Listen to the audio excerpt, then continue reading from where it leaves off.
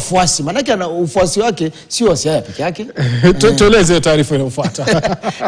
Hayati Raila Odinga anafahamika sana kama mmoja wa waasisi wa harakati za mabadiliko ya kikatiba nchini Kenya. Na kutoka nafasi yake katika kurejeshwa kwa siasa za vyama vingi vya mwaka 1992 hadi mapambano ya kupata katiba mpya ya mwaka 2005 na mwaka 2010. Mpango wa Building Bridges Initiative BBI na kwenye kamati ya mazungumzo ya maridhiano ya NADCO. Na hayati Raila amekuwa akipigania mabadiliko ya kikatiba yaliyolenga kupunguza mamlaka makubwa ya urais. Aidha, alikuwa makini kuhakikisha kuwa rasilimali zinasambazwa kwa ugatuzi mashinani. Mwandishi wetu wa masuala ya kisiasa wa KTN Daniel Karioki anatuarifu zaidi.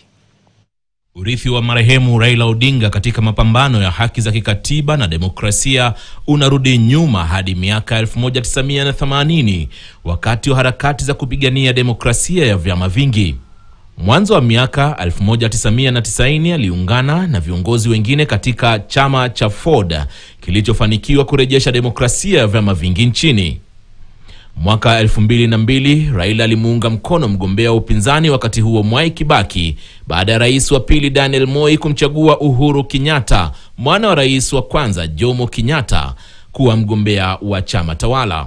Baada ya hapo aliendelea kupigania mabadiliko ya kikatiba.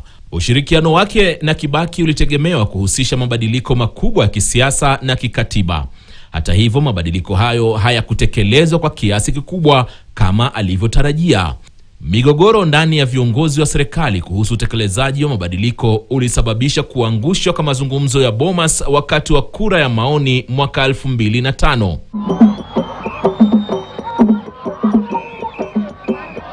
Katika tukio lililofuatia, Raila aliongoza kundi lililogawanyika ambalo baadaye likawa chama cha Orange Democratic Movement ODM, akiwania urais dhidi ya Mwai Kibaki katika uchaguzi wa mwaka 2007. Tulikuwa na Mwana Kibaki na mimi nilisimama hapa kwa uwanja huu na nikasema Kibaki tosha. Sio?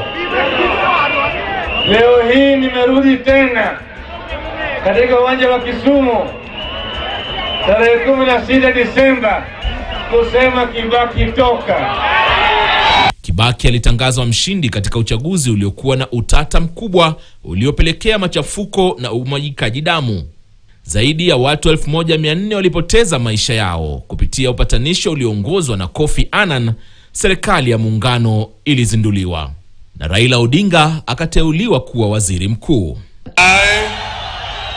Raila Amolo Odinga, in full realization of the high calling as the Prime Minister of the Republic of Kenya.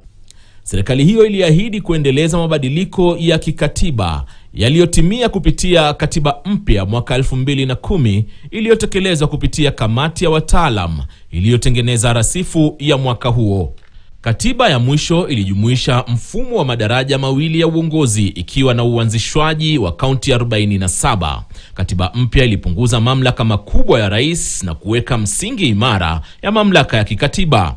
Harakati za Raila za kupigania mabadiliko ya kikatiba ziliibuka tena mwaka 2018 kupitia BBI, mradi ulioanzishwa pamoja na Rais Uhuru Kenyatta baada ya wawili hao kukutana katika kile kilichojulikana kama salamu za maridhiano. One of the things that comes from unity is for us to be able to sit together as Kenyans and say, let us look at those laws that govern us. Which are those laws that are good for all of us? Which are those laws that are not good for us as a country? And let us rectify them. Hiyo ripoti ikitoka tutachapisha, alafu Wakenya wataangalia, alafu watatoa maoni yao, ndio baadaye tutaenda kwa mambo ya referendum. Hata hivyo, juhudi za kurekebisha katiba zilikumbwa na pingamizi baada ya mahakama ya juu zaidi kuitangaza kuwa ni kinyume cha katiba. Lakini licha ya miaka ya mwisho ya maisha yake, Raila Odinga aliendelea kupigania mabadiliko ya kikatiba akisisitiza kuimarisha ugatuzi na kubainisha majukumu ya mikono tofauti ya serikali kupitia ripoti ya NADCO.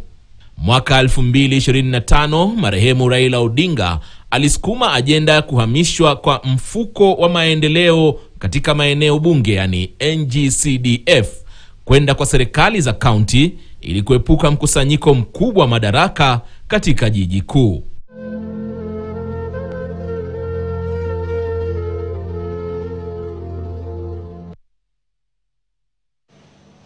Naam, bila shaka tukiachana